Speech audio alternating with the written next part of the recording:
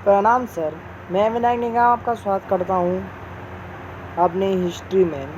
अपन ने पिछली बार पढ़ा था अपने पॉलिटेक्निक में लड़कियों के रूप में लड़कियों के रूप में बड़ा होना नारी अपन ने पिछली बार पढ़ा था 5वां पार्ट। अब हम यहाँ पढ़ेंगे 7वां पार्ट। तो सर चलो शुरू करते हैं। देख सकते हैं हम आए हैं आज इस हिस्ट्री के 7वें पार्ट पे। जनजातियाँ, खाना बदोश और एक जगह बसे हुए समुदाय। ओके, तो पहले अपन देखेंगे जनजातियों के बारे में, उसके बाद आएगा खान बदोश, तो उसके बाद एक जगह बसे हुए समुदाय। तो चलो शुरू करते हैं। अध्याय 2, 3 और 4 में हम आपने देखा कि किस प्रकार राज्यों का उत्थान और पतन हुआ। इस उठापटक के बीच ही कलाओं, दस्तकारियों और उत्पादक गतिविधियों की नई किस्में शहरों और गांवों में फल फूल रही थी। एक लंबे अंतराल में कई महत्वपूर्ण राजनीतिक, सामाजिक और आर्थिक परिवर्तन हुए, लेकिन सामाजिक परिवर्तन हर जगह एक समान नहीं थे, क्योंकि अलग अलग किस्म के समाज अलग अलग तरीकों से विकसित हुए। ऐसा कैसे और क्यों हुआ, ये समझना महत्वपूर्ण है।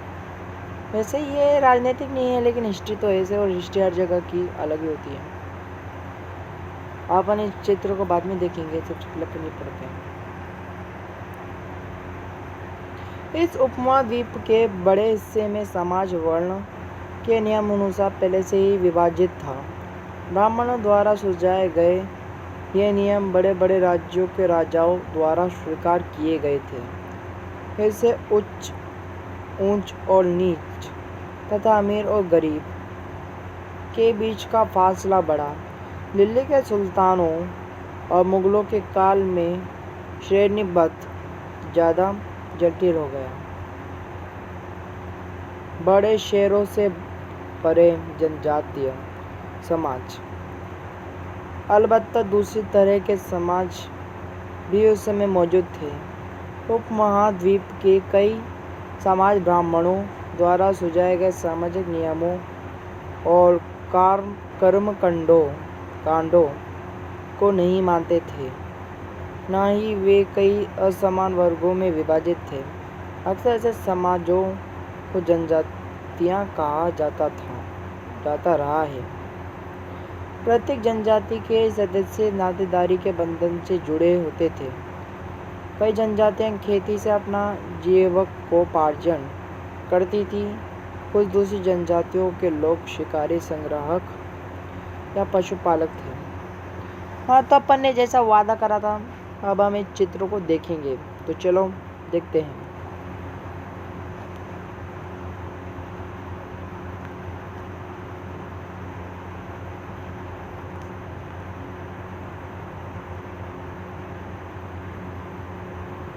हाँ, तो ये जनजातीय नृत्य संताल चित्र कर रहा, ये कुछ समझ के बाहर है। वैसे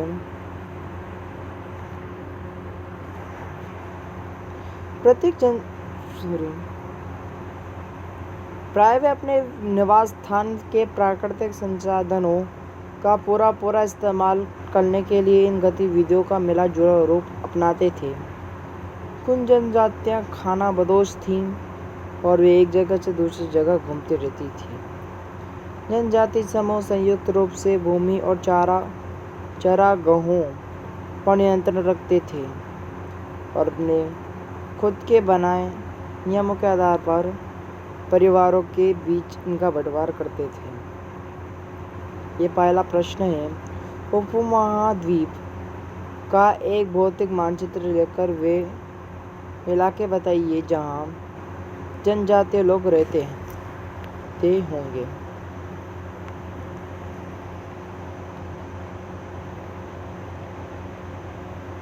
इस उपमहाद्वीप के विभिन्न हिस्सों में कई बड़ी जनजातियाँ फली फूली।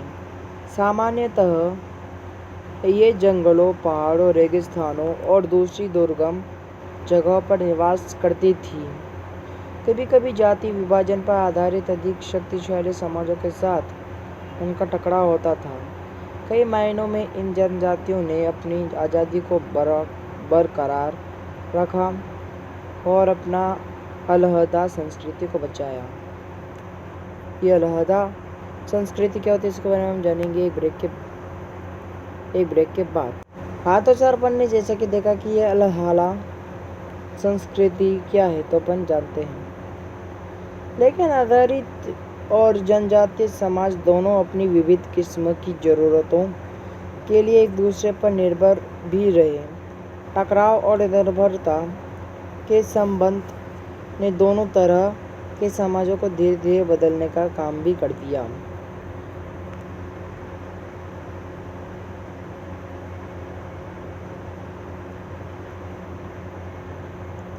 जनजातीय लोग कौन थे? समकालीन इतिहासकारों और मुसाफिरों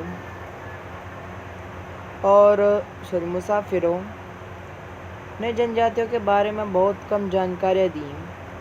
कुछ अफवाहों को छोड़ दें तो जनजातीय लोग भी लिखित दस्तावेज नहीं रखते थे, लेकिन समृद्ध रीति रिवाज और वाचिक मौखिक परंपराओं का वे संरक्षण रखते थे। तो आप लोगों ने आदि मानव के बारे में सुना ही होगा। कुछ ऐसे वो भी करा करते थे, मतलब दीवारों पर रंगीन तस्वीर बनाया करते थे। यह परंपराएं हर नई पीढ़ी को विरासत में मिलती थी। आज के इतिहास का जनजातियों का इतिहास लिखने के लिए इन वाचिक परंपराओं का इस्तेमाल करने लगे। जनजातीय लोग भारत के हर क्षेत्र में पाए जाते हैं। किसी भी एक जनजाति का इलाका और प्रभाव समय के साथ साथ बदलता रहता था। कुछ शक्तिशाली जनजातियों का बड़े इलाकों पर नियंत्रण था। पंजाब में खोखर जनजाति 13वीं और 14वीं शताब्दी के दौरान बहुत प्रभावशाली था। यहाँ बाद में घक्कर लोग ज़्यादा महत्वपूर्ण हो गए। उनके मुखिया कमाल खान घक्कर को बादशाह अकबर ने मनसबदार बनाया था। मुल्तान और सिंध ने मुगलों द्वारा अधीन कर लिए जाने से पहले लंघा और अरगुन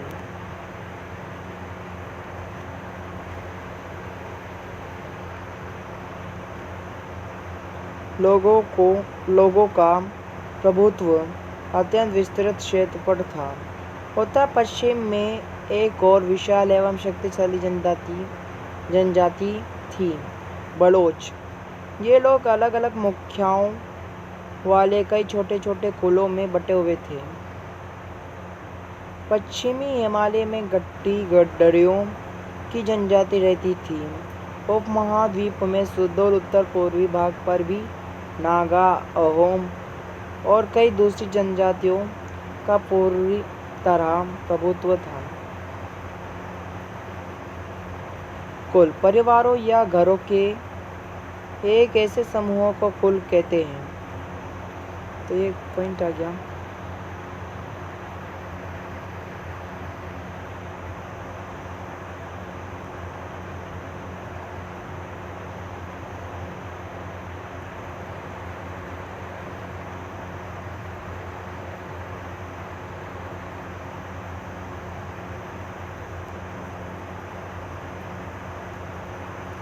जो एक ही पूर्वज की संतान होने का दावा करते हैं। जनजातीय संगठन प्राय नातेदारी या कुल संबंधी निष्ठा पर आधारित होते हैं।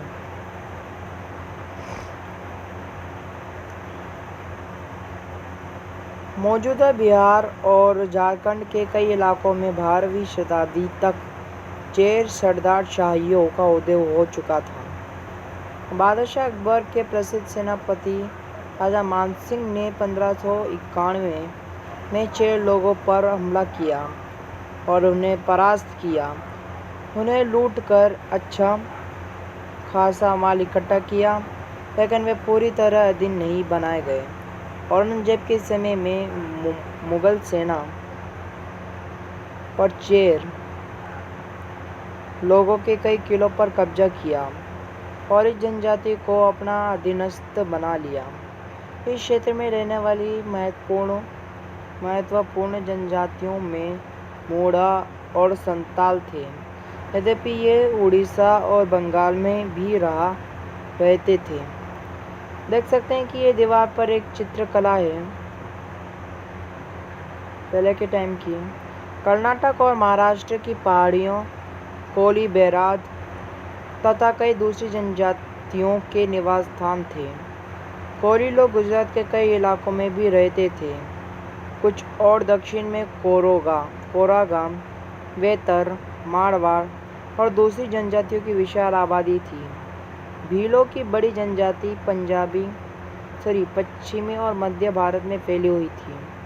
16वीं सदी का अंत आते आते उनमें से कई एक जगह बसे हुए खेतिहर और यहाँ तक कि जमींदार बन चुके थे। तब भी भीलों के कई कुल शिकारी संग्राहक बने रहे। मौजूदा छत्तीसगढ़, मध्य प्रदेश, महाराष्ट्र और आंध्र प्रदेश में गोंड लोग बड़ी तादाद में फैले हुए थे। खाना बदोश और घुमंत लोग कैसे रहते थे? हाँ, तो सर अभी तक हमने जो भी कुछ पढ़ा था ये था जनजातियों के बारे में। अब हम कल पढ़ेंगे खाना बदोश के बारे में, क्योंकि क्या है ना कि ये पूरा का पूरा एक पार्ट बहुत बड़ी है, इसलिए मैं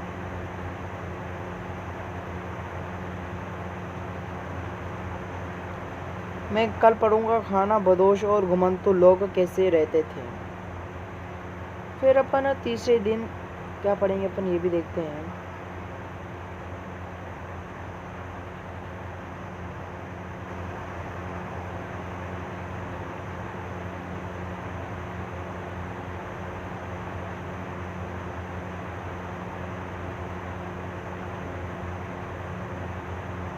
एक मिनट जरा। एक जगह बसे हुए समुदाय के बारे में अपन तीसरे दिन पढ़ेंगे वैसे। ओके, ऐसे के साथ टाटा, बाय बाय।